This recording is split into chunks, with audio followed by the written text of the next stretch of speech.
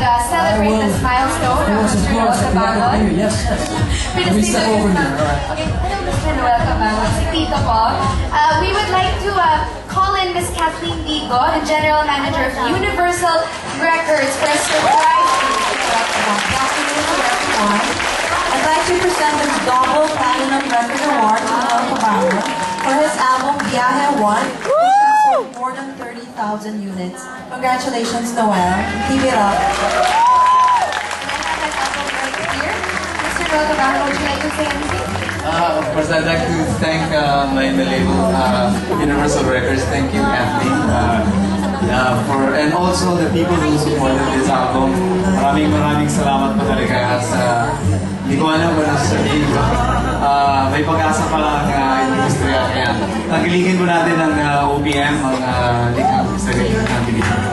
Salamat po. Thank you. Alright, natin 2 years pa lang po itong Bianca Double Platinum. Ito po yung bagong album niyo. The new album is Panaginip. It has 15 tracks, mostly original compositions, and kaya sana po nagilingin din po ninyo ang bagong album. Napakaganda po ng album. Sama-sama po tayong Panaginip para sa atin. Ayaw, kilingin po natin. Congratulations po, congratulations Universal. And up next, the cutest and most fun performance of the day on Dance You and As a 12 returns.